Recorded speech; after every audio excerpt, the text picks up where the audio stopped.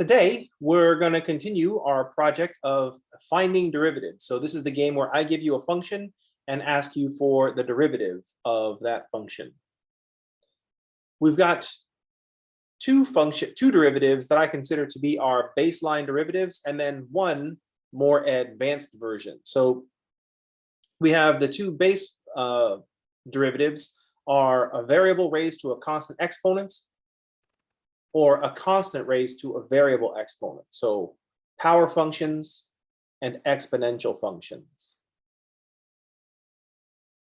The big one is x to the n. The derivative of x to the n is nx to the n minus 1. We saw all the different ways that we could use algebra to write functions as terms with powers of x. So if we can write a sum of power functions, then we should, because then we get to use nx to the n minus 1, and life is pretty simple. We also had the derivative of an exponential function. The derivative of a to the x is the natural log of a times a to the x. Since e is the base of the natural logarithm, the natural log of e is equal to 1. So we get the very popular derivative of e to the x is e to the x. Remember, what we reminded ourselves of with our rate of change problem is that thinking of derivatives as rates of change, the derivative of an exponential function is proportional to the function. So there's a constant times the function. If we double the function, if we double the size of the function, then it will be growing twice as fast. Then we had to have a way to combine our functions, our base functions.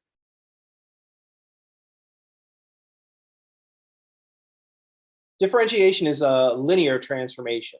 So the derivative of a sum is a sum of the derivatives, and the derivative of a constant times a function is that constant times the derivative of a function, of the function. But the same is not true for products. The derivative of a product is not the product of the derivatives. Products of functions just don't work that way. So the derivative of a product, where we call one factor f and the other factor g, the derivative of f times g is f prime g plus f g prime. The derivative of the first times the second plus the first times the derivative of the second. So this is the product rule. Let's practice using the product rule with an example. Let's suppose that we have a product of a polynomial function and an exponential function. So for example, let's suppose we wanted to find the derivative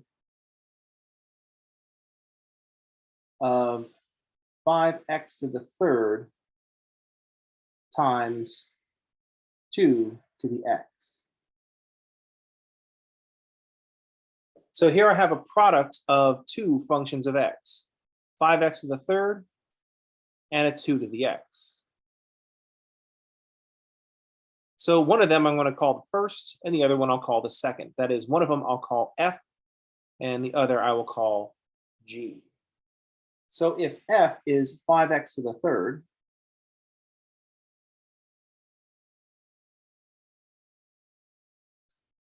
then g can be 2 to the x.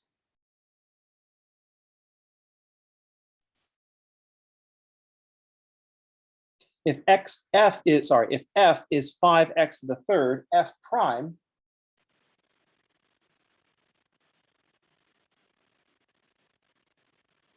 will be 15x squared, and g prime,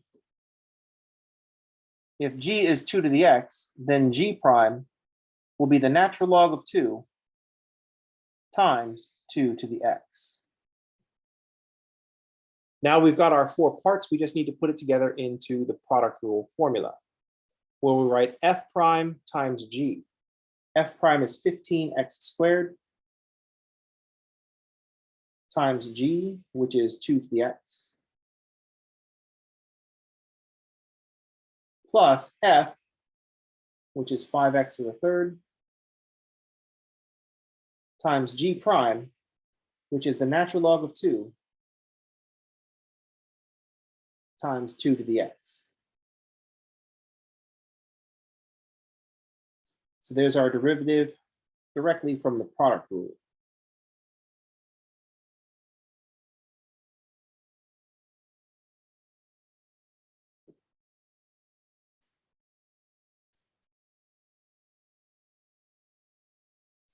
There was some question about what would be appropriate to factor out if we wanted to factor this out, because notice that both of these terms have a common factor of 2 to the x, and they also have a common factor of x squared.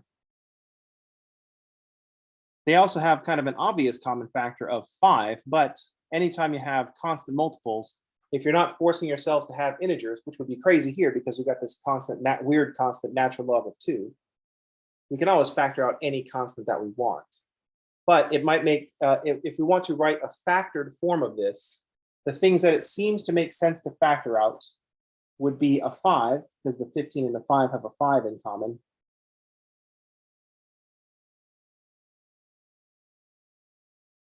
Both of the terms have an x squared in common. And both of the terms also have a 2x in common, or a 2 to the x in common. That would leave behind, if I took a 5 out of the 15, that would leave behind a 3. I took x squared out of x squared, so that's gone. And I took out the 2 to the x, so that's gone. So I just have a 3 from the first term. I took out the 5 and an x squared. That just leaves a natural log of 2, an x, and a 2 to the x.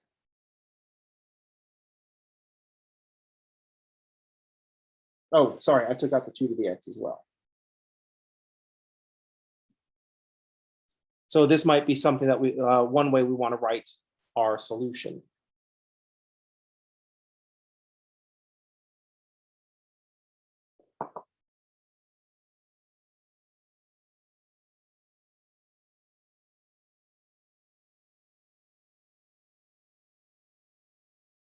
You don't have to do that this way. If I'm asking you just to find the derivative, you can just write down what pops out of the product rule. If there are any constants, you should multiply those. But otherwise, you can just leave it as you write it. No need to make a decision about factoring things out. All right. So in this case, I had a mix of a polynomial and a exponential function. But really, we could do this with a product, with any product. So for example, if I wanted to find the derivative of 5x cubed times x squared minus 3x minus 4, I could read, oops, scroll up. I could read this as a product rule problem. It's small enough that we might just want to multiply things out. Or we can view this as a product rule problem. I could say f is 5x to the third. So f prime is 15x squared. And this would make g x squared minus 3x minus 4, which means g prime would be 2x minus 3. Now I just need to put together into the product rule formula. So I'll have f prime times g. F prime is 15x squared times g, which is x squared minus 3x minus 4,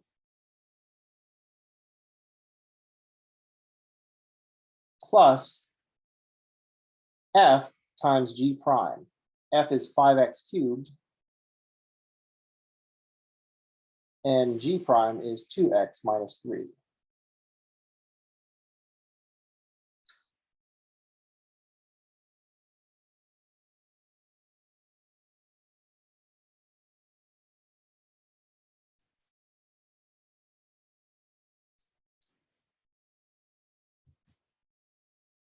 This particular problem is small enough that rather than using the product rule,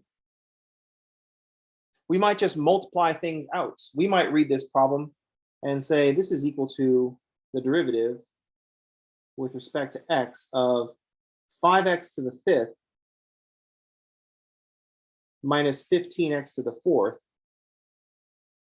minus 20x to the third. And then we can just take the derivative a term at a time and come up with 25x to the fourth minus 60x to the third minus 60x squared.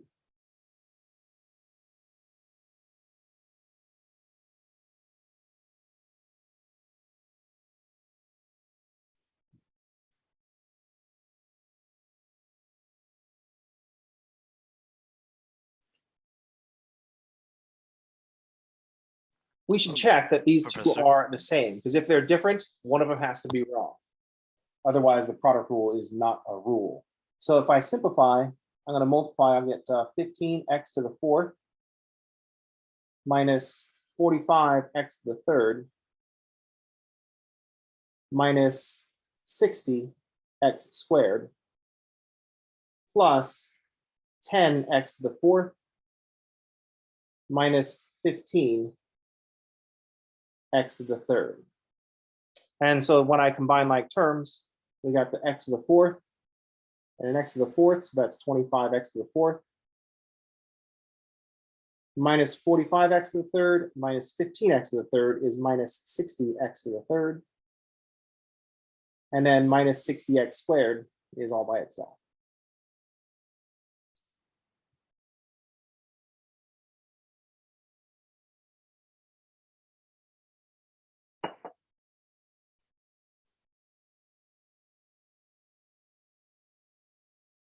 So this is good. We have two different ways of doing the problem. This is bad. We have two different ways of doing the problem. That means we're going to have to choose one. We could set this up as an argument. We should choose the faster one and just do that. But this is not a question of speed. This is a question of knowing things. So whichever you want to do in practice, you don't get to sacrifice knowing that both are valid. And you don't get to sacrifice knowing why both are valid. Any questions? Yeah, Professor Leach, could you please explain the very bottom again, how you get 5x to the fifth power? Minus distributive property. So one of the things that we mentioned when we first learned the rules for derivatives,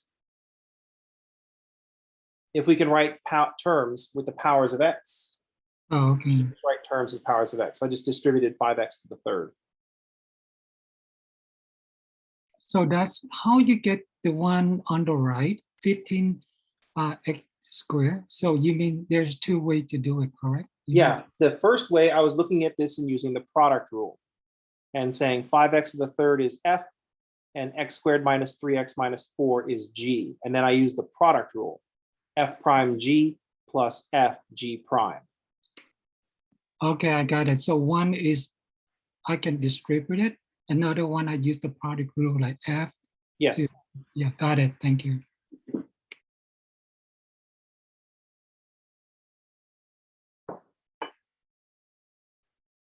Any other questions?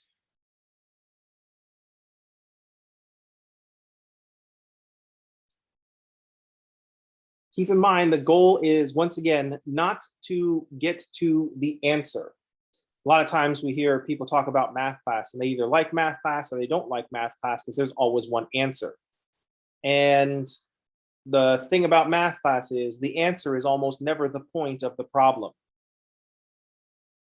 The reason that your teachers want you to write down answers is because if you write down the correct answer, most likely your process is correct.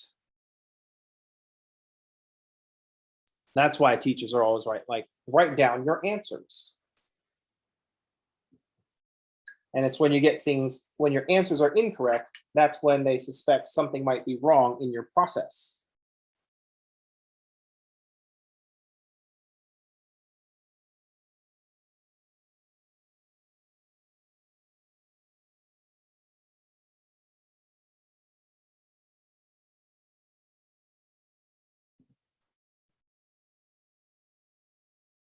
All right.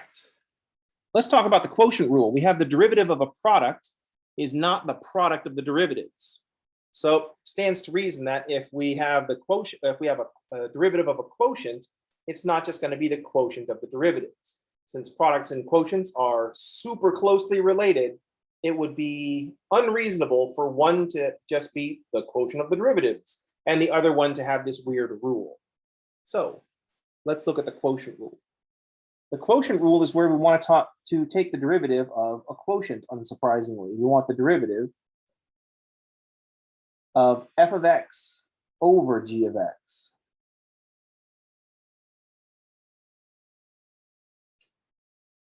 The quotient rule is similar in form to the product rule. It's a combination of the derivative of the top, the bottom, and the derivative of the bottom. We have two pieces and we have to put them together in some weirdo formula fashion to come up with the derivative. So the quotient rule says the following. Instead of saying first and second, I'm going to refer to the parts as top and bottom. So f of x is the top. F of x is the top function. And g of x will be the bottom function.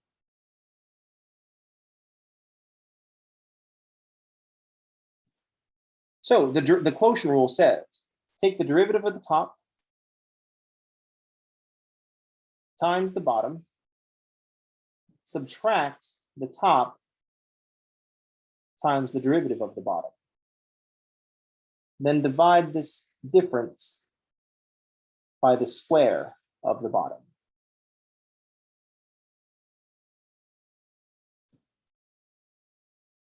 So sometimes we say this as the derivative of the top times the bottom minus the top times the derivative of the bottom all over the bottom squared.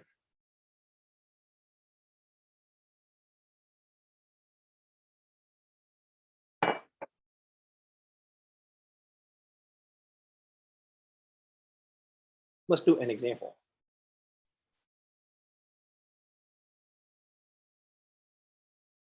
Let's suppose we wanted to find the derivative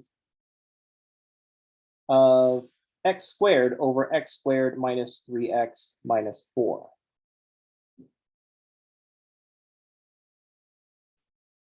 This is a derivative that we couldn't deal with just by using algebra. The distributive property is not going to help us because it's common denominators that we find, not common numerators. So I can't just split the numerator up over the terms in the denominator.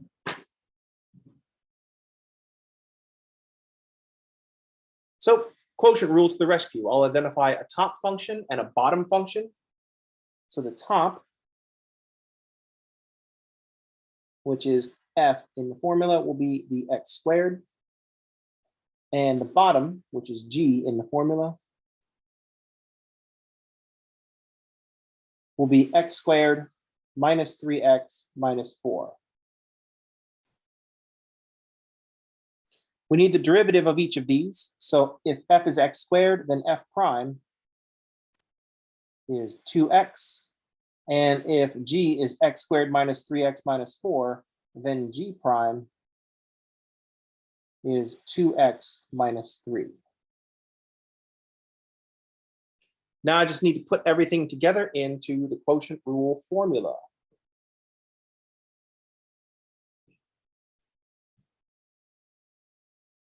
So the quotient rule formula says f prime, the numerator will be f prime times g. F prime is 2x times g, which is x squared minus 3x minus 4.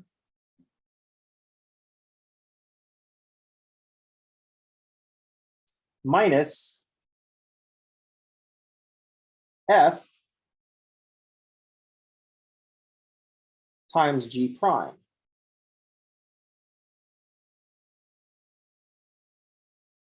All over g squared.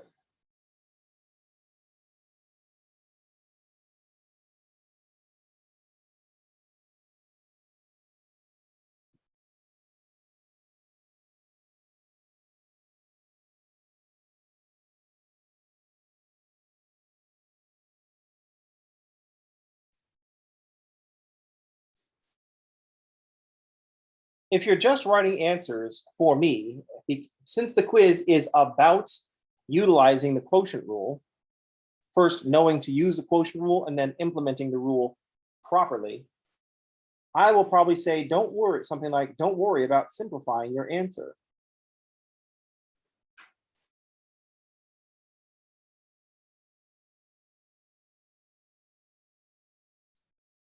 A computer is probably not going to leave the answer unsimplified like this. So if you're going to be checking your work on a computing machine, you need to simplify this. Since it's just a rational function, you just need to multiply things out. So we'll have in the numerator 2x to the third minus 6x squared minus 8x minus 2x to the third plus 3x squared. Probably okay just to leave the denominator as the square of this trinomial.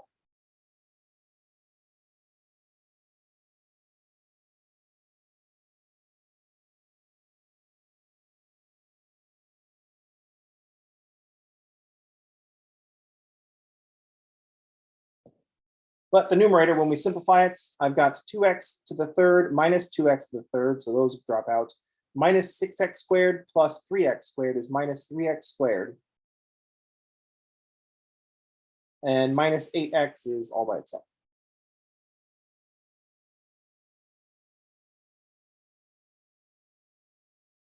So this might be the function that you're looking for.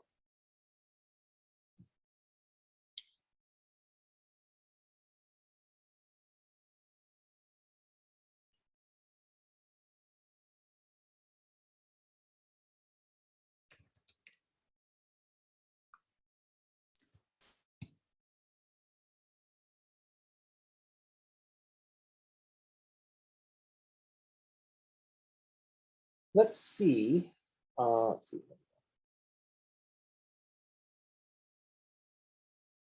Let's see what Wolfram alpha will tell us about this function. I'm just going to enter the function x squared divided by x squared minus 3x minus 4.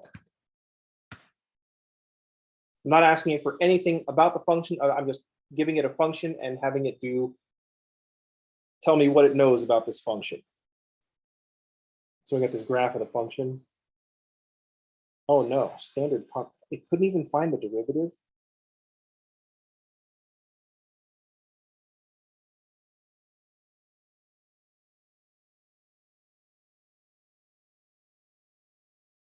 Oh, there we go. It was just being lazy and I had to ask it again. So there's alternate forms, series expansion. That's at the end of this class. Let's see. Oh, there's derivative.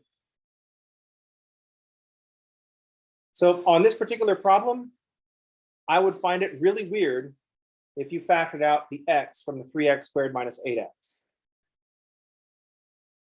In fact, if you wrote this answer with the negative factored way out in front and then x times 3x plus 8 in the numerator, I would know that you just got your answer from Wolfram alpha. It's super obvious when you do that, because look how weird it writes your answers.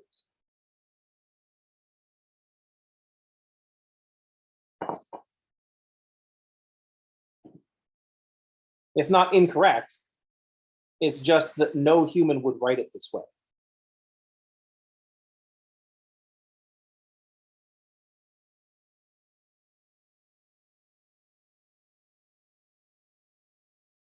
Any questions? Yes, Professor Lich.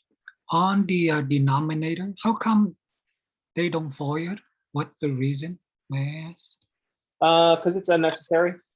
Oh, okay, got it. Thank you. But when we're looking at a rational function, we almost always want the denominator factored. Whenever we're looking at a rational function, factored denominators are almost always going to be better. What We is want it? to look at, and the reason that Wolfram alpha is giving you the factored form is that it wants to factor as many things as possible. It's best to know how a polynomial, what a polynomial is made of in terms of its factors. It's the same way that we like to understand numbers. So when we think about 10, it's useful to remember that 10 is a 2 times a 5. That's how we build a 10. There's an infinite number of ways to build it as a sum, but as a sum of integers. But as a product of integers, it's only 1, 2 times 5. It's useful to think of it that way. And so our computer systems are designed to idealize factored things. And so that's why it factored out the negative. That's why it factored out the x. But you don't Professor? have to, better to have the denominator factored rather than multiplied. How did you know to stop simplifying here? Because couldn't you keep going What would you do next? by expanding the denominator? That was the previous question, and yes, we could, but that wouldn't simplify anything. Like I was saying, it's better to have things that are factored. We want to see things in their factored form. So the most reasonable thing to do would be to do what Wolfram Alpha does and factor out a negative x and leave a 3x minus 8. But even though that's the most reasonable thing to do, to look at how things are built in terms of their factors rather than their terms, I have not encountered a human that would rewrite the numerator in its factored form like this. So it's better to leave things factored if they're already factored. If they're not factored, don't worry about factoring them.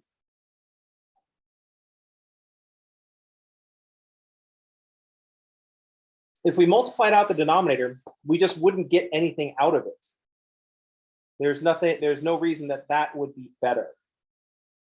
So if we multiplied out the denominator, we would just have, let's see.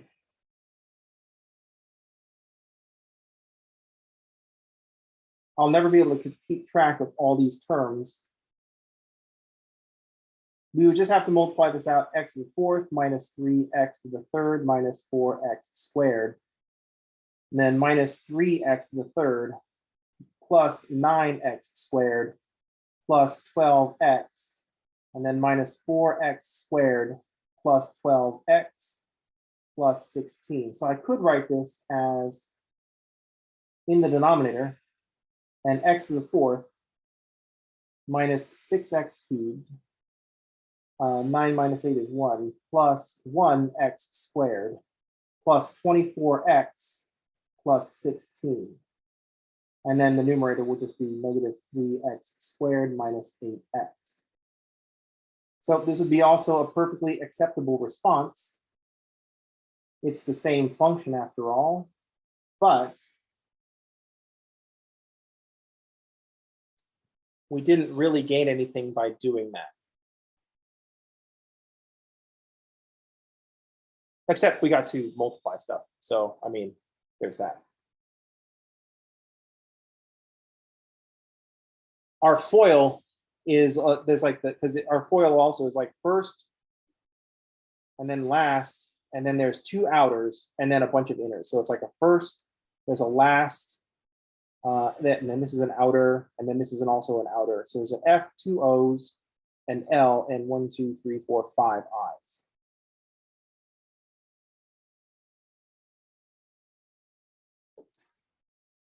So, 5 I's.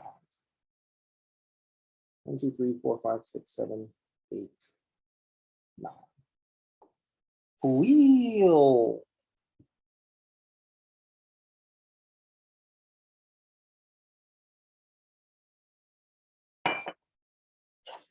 Or now, I don't know if you've been in Professor Flavor Flav's class, but he definitely does this problem, and you have to do it because it's FOIL. So.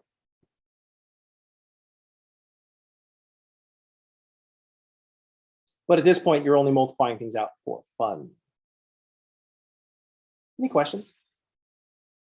Thanks. I see it. Even you FOIL, there's not cancellation, so no purpose, right? Is that right? If your intention is to cancel something, you want everything factored. You don't want things multiplied out. You want things factored. Factoring is what allows you to cancel, because we can't cancel common factors we don't cancel common terms. Yes, I see it now. Thanks, Professor.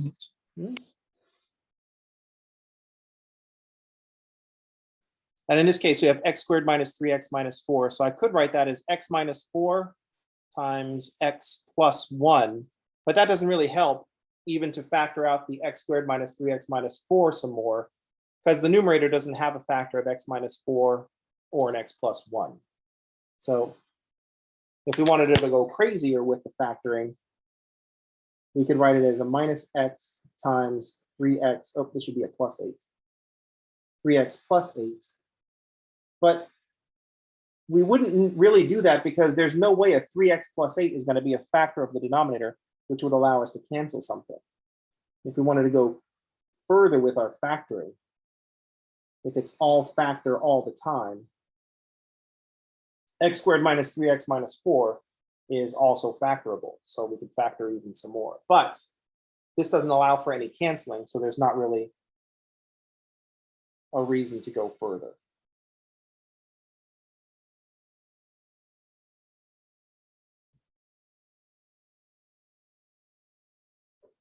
Any questions?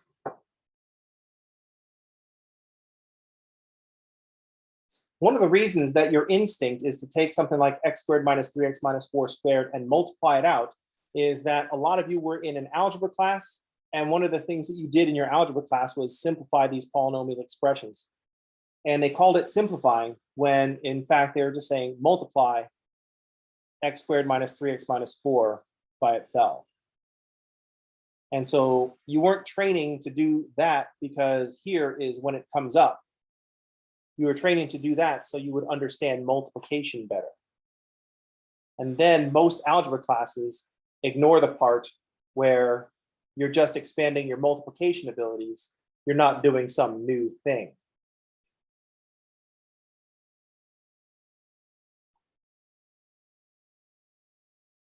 Here's what I mean by that. So just a quick sidebar. If I ask you to multiply 23 times 17, let's suppose I asked you to multiply 23 times 17. And let's suppose that we weren't using a calculator. Because if you were going to, if the question is about speed, then this is how we would do it. 23 times 17 is 391. If someone's going to argue that their handwritten form is better than yours because it's faster, they're the ones that are wrong. Because the calculator is going to do it faster and more accurately. Coming up with 391 fast is not why you did this. It's because there's stuff going on here. We just happen to teach it to you in a really weird way. So go ahead and raise your hand in the chat. If I asked you to multiply 23 by 17 and by hand, and you would write this down. So I'm just going to read your minds real quick. How many would write it this way? Go ahead and raise your hand in the chat.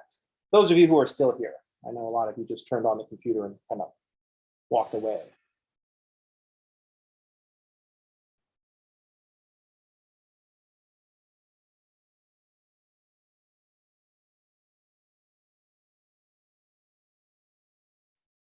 Possibly you came from some other tradition where you would set it up differently. I'm just kind of guessing. Maybe a lot of these students came from an American tradition. And so when you were called upon to multiply this, you would set it up this way. Very good. I dig it. Thank you for, I don't know how to unraise hands. Oh, there we go. Lower all hands. Now type in the chat the first thing that you do when you set up 23 times 17. Go ahead and type in the chat the first thing you would say to yourself. I'm betting I know what it is. I'm not looking at the chat, but I'm guessing a lot of people in the chat are writing 3 times 7 or 7 times 3. I know the order doesn't matter. I'm talking about whether you were trained to go like this or whether you were trained to go like this. Great. What is 7 times 3?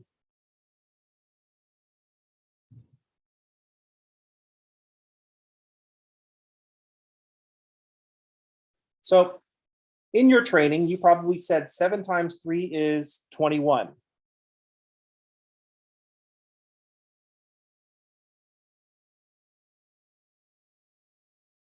Go ahead and raise your hand if your training taught you to do this. 7 times 3 is 21. Raise your hand if that was your training. This was what you were taught as a child. Almost immediately. 9 response. It was even faster than setting it up vertically. Everybody's like, oh yeah, I totally remember this. 7 times 3 is 21. And I write the 2 up here and the 1 down here because what the hell are we doing to our children? Why do we have to make this so weird? Because I promise you the next thing that you're going to say is incorrect. What's the next? I'm going to lower all hands. Go ahead and type in the chat the next thing you say to yourself to make yourself do this problem. Go ahead and type it in the chat. I'm not looking at the chat.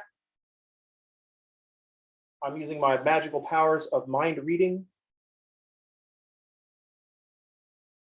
But I'm guessing the next thing that you would say to yourself is 7 times 2 is 14 plus 2 is 16. To which I'd say, what 2? Because this 2 right here does not represent 2. What does it represent?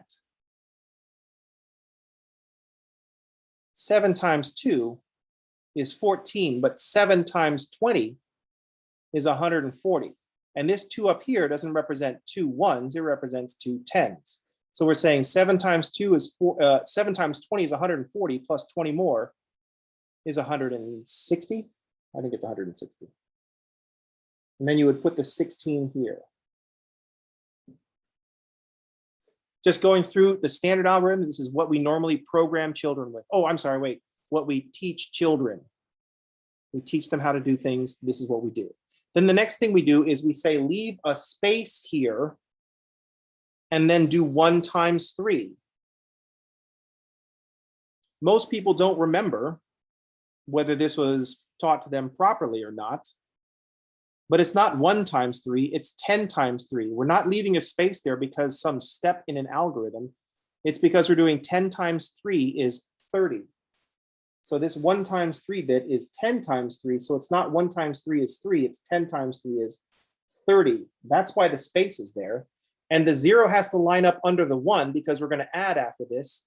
And we only add things that are the same. And when we add them, it doesn't change what they are.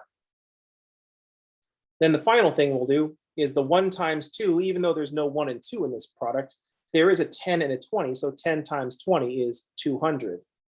And so we would put the 2 over here. And there's 2 spaces over here because it's 200. And then we would add things up.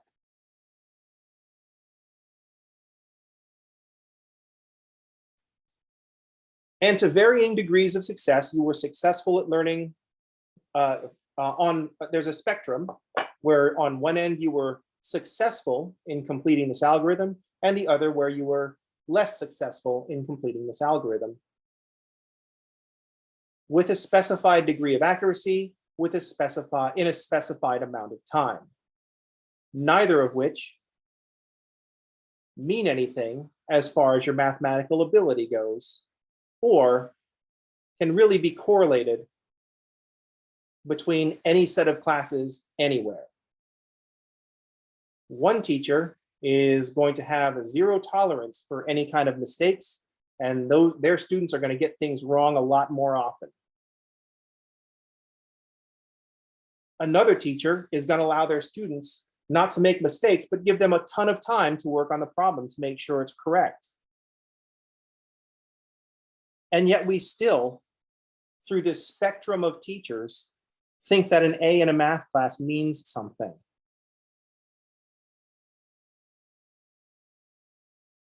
Something consistent.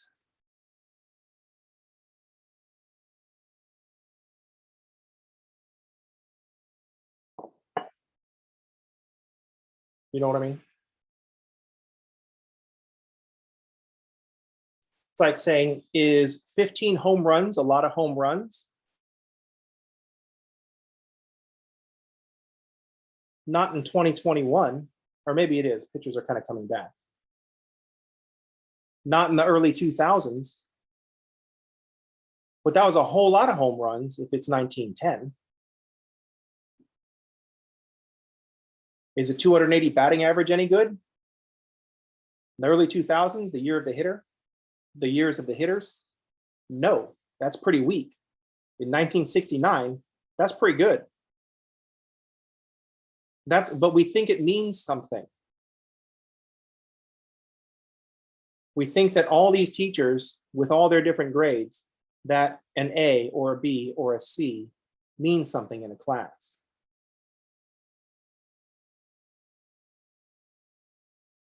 Never mind the fact that we have a ridiculous algorithm that doesn't translate very well.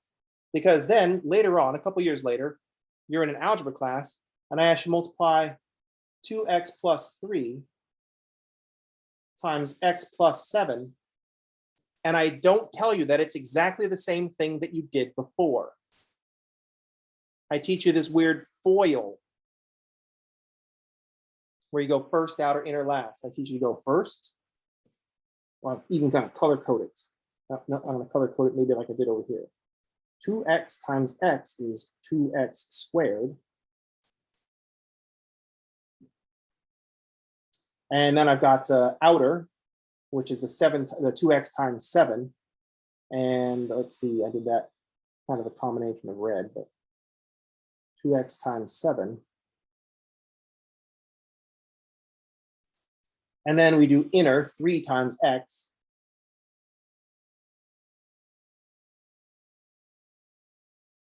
And then we do last.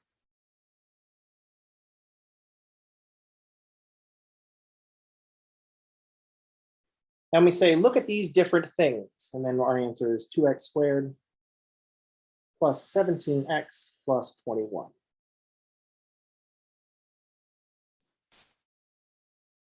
And now, as some poor 8th grader, freshman, sophomore, so some junior high or high school students, you have to remember these two things. And we missed the bigger picture, that it's the same thing. If you were taught to multiply this way, then we should have been shown to multiply in the same way. I'm going to use the fancy asterisk. 7 times 3 is 21. 7 times 2x is 14x. X times 3 is 3x, which I'll line up under the 14x because we only add things that are the same, and when we add them, it doesn't change what they are.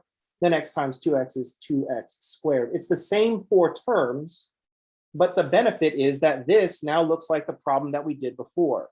This says multiplication is multiplication. Terms of a polynomial act like the digits of a number.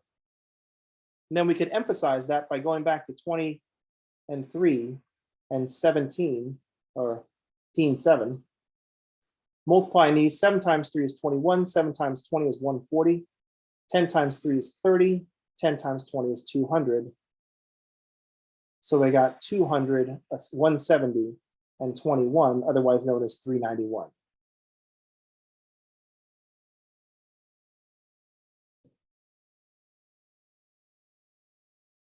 Such a missed opportunity.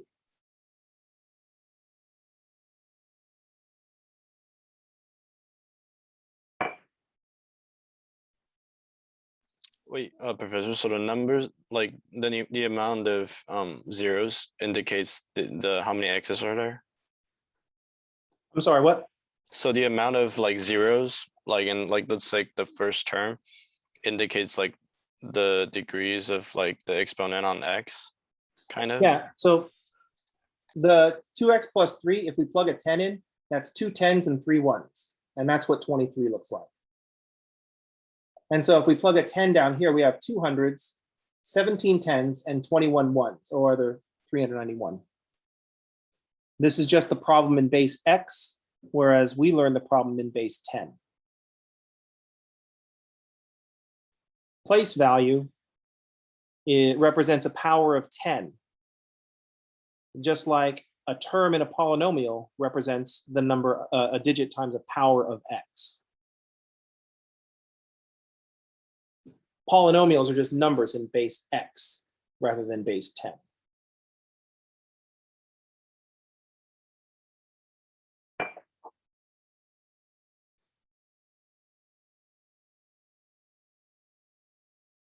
This always comes up with me when polynomials comes up. And my guess is that some of you have seen this before, that these are the same things. But a lot of times when I do this demonstration, I notice that students have not seen this comparison made before. And so they haven't been told that multiplication is multiplication. FOIL is just the same algorithm we learned when we learned to multiply two-digit numbers.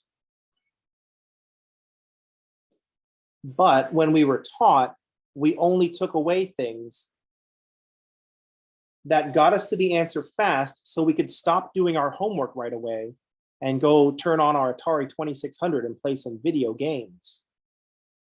So we emphasized, as students, we emphasized speed over understanding. And then as teachers, we reward speed and accuracy over understanding. The way that I can tell we reward speed and accuracy over understanding is when I write stuff down like this, 2x plus 3 times x plus 7, someone will be typing an answer before I even finish writing the problem.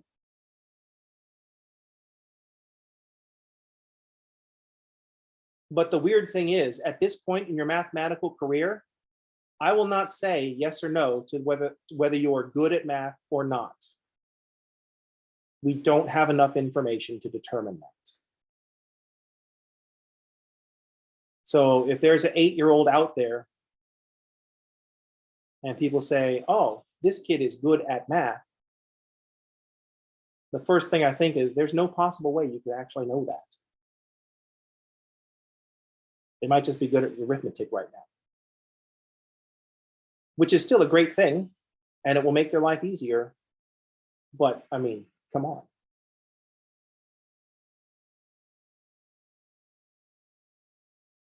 Kid's good at math, eh? Can he explain the fundamental theorem of finitely generated abelian groups? I'm just kidding. Now I'm just being a dick. But and never do that, especially to an 8-year-old. They have fragile little self-esteems, and you don't want to sit around and crush them. Or maybe you're their parent and you do. I don't know. I don't know what your parenting style is going to be.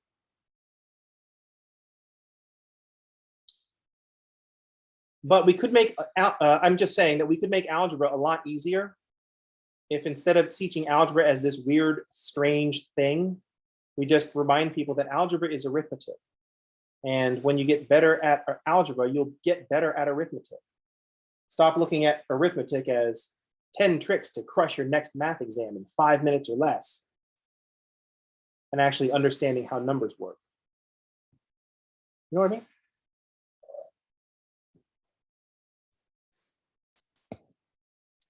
I guess my point is math can be a really cool subject, but we make it kind of awful. And we do this to children. So it's kind of abusive. What a bunch of dicks. Anyway, the next thing you have to learn this week is the quotient rule. So you want to practice your derivatives of power functions, your derivatives of exponential functions, your product rule, and your quotient rule. Product rule and quotient rule have to become automatic. You get to look them up now, but by Monday, you just have to know what they are. Either you memorize them, that'd be unfortunate, or you just do so many problems, you just remember how it works. I don't know what words are going to make you remember the product rule and the quotient rule. I do not have good mnemonic devices like, oh heck, another hour of algebra or so katoa or anything like that.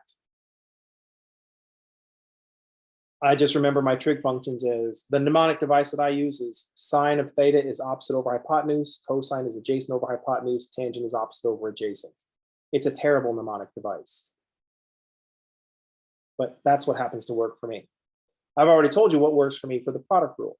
Derivative of the first times the second plus the first times the derivative of the second. Those are the words to the product rule.